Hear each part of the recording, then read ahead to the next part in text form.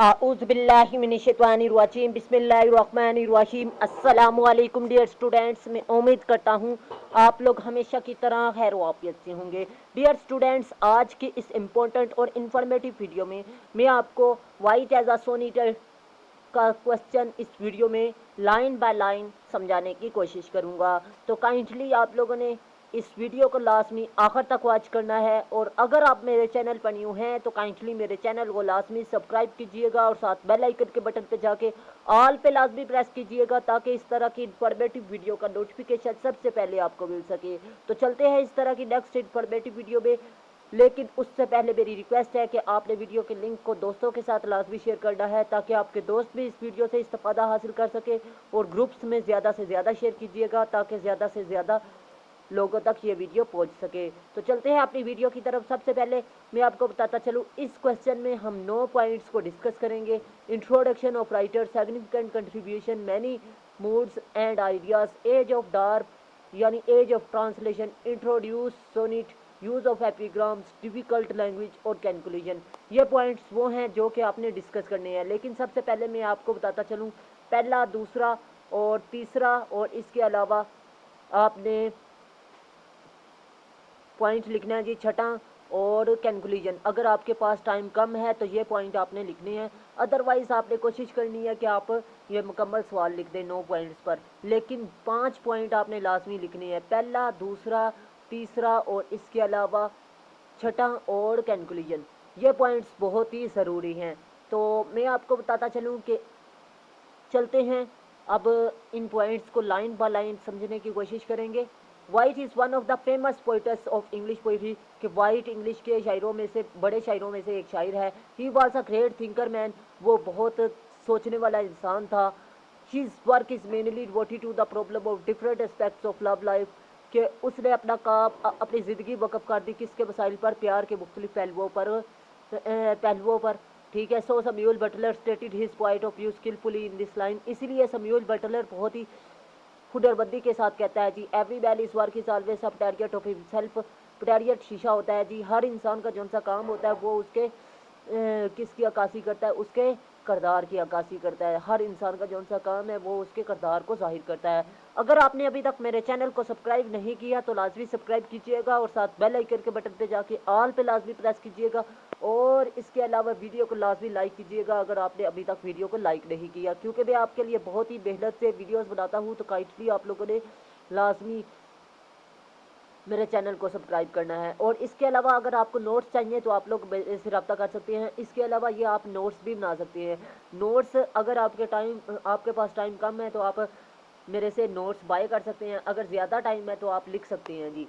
Next, Wyatt is contribution to English poetry is by no means insignificant. Wyatt की जो सी English में poetry है वो हम ये नहीं कह सकते कि इनसिग्निफिकेंट है, मतलब नहीं अहम, बल्कि अहम है। ठीक है। He was a man of many moods, ये तीसरा पॉइंट है जी, कि वो बहुत से अंदाज और इसके अलावा ख्यालात का मालिक है। हिज कंपोजिशन, उसकी जो सी कंपोजिशन है यानी अज्जाए तरकीब है, यानी उसकी जो सी पोइट्री है वो मुश्तमिल है सॉन्ग्स, गानों पर, सोनिट्स 14 लाइनों पर मुश्तमिल नज़म को कहते हैं जी। लिरिक्स गीत पर, ब्लेड्स आलात पर, एपिग्राम्स और तंज पर, पैजलियम्स और पैजलियम पर, एंड स्टायर्स और स्टायर्स पर। स्टायर्स बेटा जी कहती हैं जी तंज को। तो ये उसकी जो सी पोइट्री का हिस्सा है इन इन हिस्सों पर मुश्तमिल है, जैसे कि सॉन्ग, सोनिट, लिरिक्स, ब्लेड्स, ठीक है, एपिग्राम्स, पेजलियम्स एंड स्टायर्स पर मुश्तमिल है। ठीक है। आपने इनमें से लाजमी पॉइंट्स लिखने हैं कि उसकी कंट्रीब्यूशन में क्या क्या, उसकी पोइट्री में क्या क्या चीज़ें शामिल है। नेक्स्ट है जी the age of Chaucer producer 5 हिमनर पोइट्स, के चार्सर की चार्सर ने 5 नुमाया शायर पैदा किए। ठीक है। चार्सर के दौर में 5 नुमाया शायर पैदा हुए, ये हम कह सकते हैं जी। But after this golden period of English poetry, लेकिन इंग्लिश पोइट्री के इस सुनहरी दौर के बाद पोइट्रिक एक्टिविटी स्ले के नीड बेटा जी, स्ले कैनिड का मतलब होता है जी कि थम चुकी थी, रुक चुकी थी।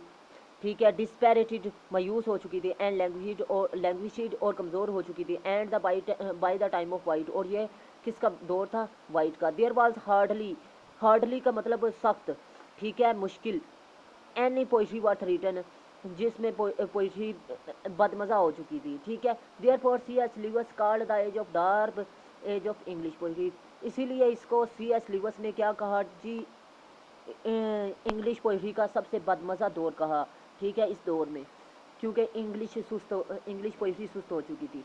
पांचवा माइंड है Wyatt gave a new direction and orientation to English poetry by and endeavouring to fuse native and the foreign tradition in his poetry, ठीक है, कि वाइट ने नया रास्ता दिया इंग्लिश को, ठीक है, नया रास्ता दिया, नई राह दिया, नया राह दिया, ठीक है, इस इंग्लिश को आगे बढ़ने के लिए। फॉरेन ट्रेडिशन के मतलब बरूनी जो उनसे मुल्क की रवायती पोइट्री थी, उनकी तरह की पोइट्री को अपनी पोइट्री में शामिल किया।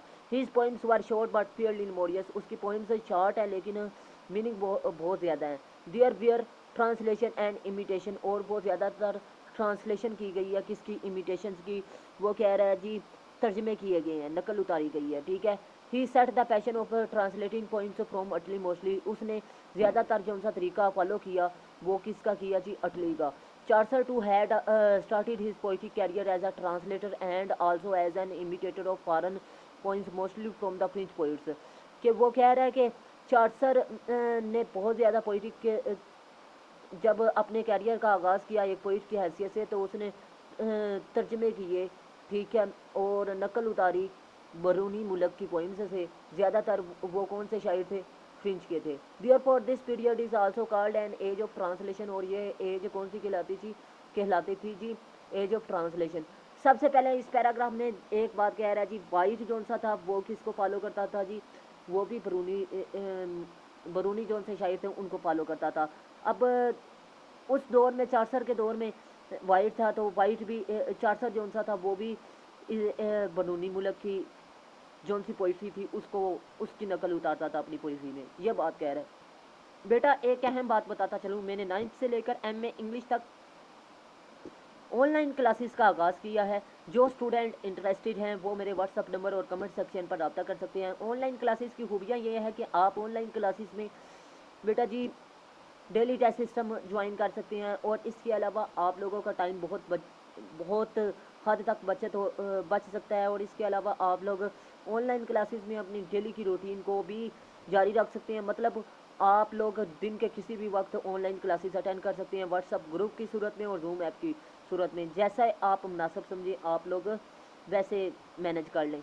नेक्स्ट बात करते हैं जी, like Chaucer Wyatt visited Italy, Rome, Spain and France, के चार्सर की तरह वाइट ने भी विजिट किया रोम, स्पेन और फ्रांस का। On his return to England, और इंग्लैंड से वापसी पर he desire to fashion English verse in on the model of the Italians and the ancient Greeks, कि वो कह रहा है कि चार्सर भी बरूने मुल्क गया था, इसने विजिट किया था, फिर इसके बाद अपनी पोइट्री बरूने मुल्क की तर्ज पर लिखना शुरू की। लेकिन सेम इसी तरह वाइट ने भी ऐसे किया, ठीक है। और ऑन हिज रिटर्न टू, और उसने कौन सा मॉडल अपनाया, अटालियन, पुराना, ठीक है। His first object was to the nobility, dignity and the grace restore to English verse, verse कहते हैं जी पोइट्री को, शायरी को, that had lost during the 15th century, ठीक है, कि उसका पहला पहलू ये था उसकी अजमत का और डिग्निटी का। उसने सेम टू सेम क्या किया कि 15th सेंचुरी में जो इंग्लिश पोइट्री अपना मकाम खो चुकी थी उसको दोबारा बहाल किया, ठीक है, 15th सेंचुरी में। क्योंकि आपको मैंने पहले बताया कि कुछ शायर गुजर चुके थे जिसकी वजह से इंग्लिश पोइट्री सवाल का शिकार थी।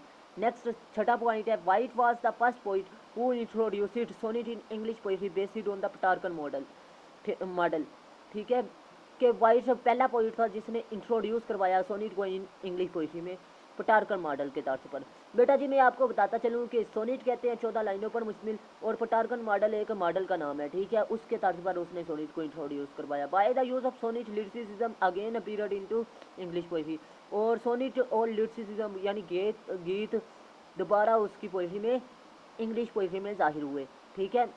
मतलब कि जब उसने फॉलो किया अटालियन मॉडल्स को तो ये दोबारा चीज़ आ गई, गीत नगारी और सोनिट, ठीक है। अब नेक्स्ट बात करते हैं 7 पॉइंट्स की। वाइट आल्सो यूज इट एपीग्राम्स, एपीग्राम्स का इस्तेमाल करता है। एपीग्राम क्या होता है जी बेटा जी, तंज होता है जी, ठीक है, लतीफ़ा होता है। Epigram to Wyatt was a stinging स्टोर ऑफ विट, और ये किसकी अलामत समझी जाती है बेटा जी? स्टिंगिंग सोर्ड ऑफ विट समझा जाता है जी। अक्लमंदी की बात करना, ठीक है। Next for example the lover compare is heart to our charged gun, कि आशिक को किसके साथ कंपेयर करता है जी, का मुकाबला करता है एक ओवर चार्जिड गन के साथ। नेक्स्ट कह रहा है love is like a stream falling from the Alps. बेटा जी यहाँ पर एलपीज का मतलब है जी पहाड़ का भरा हिस्सा, और बहती हुई नदी के साथ वो कंपेयर कर रहा है यहाँ पर, ठीक है। लतीफ़ा ही है ना एक किस्म का, प्यार को वो किससे मला रहा है? बहती हुई नदी, पहाड़ से बहती हुई नदी के साथ।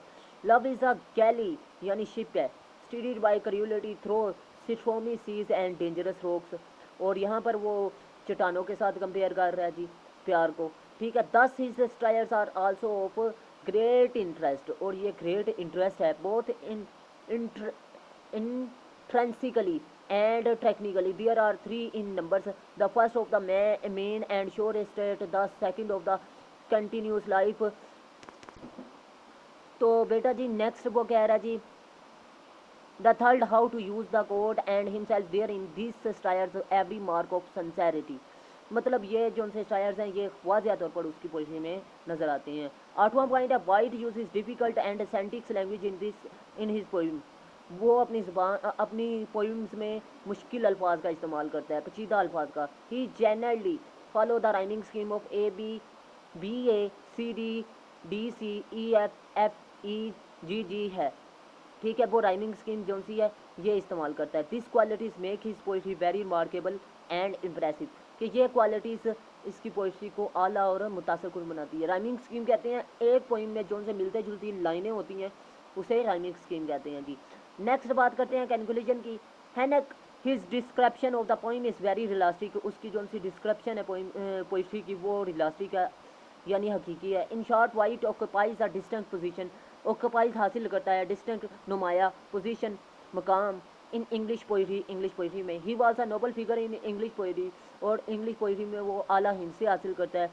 हिज स्ट्रेंथ उसकी जो सी ताकत है, हिज ऑर्डर और उसके बाद उस की जो सी तरतीब है, हिज मैनलिनियस और मैनलिनियस मर्दानगी, his complete freedom from affection, affection असर make him a prominent poet of his as.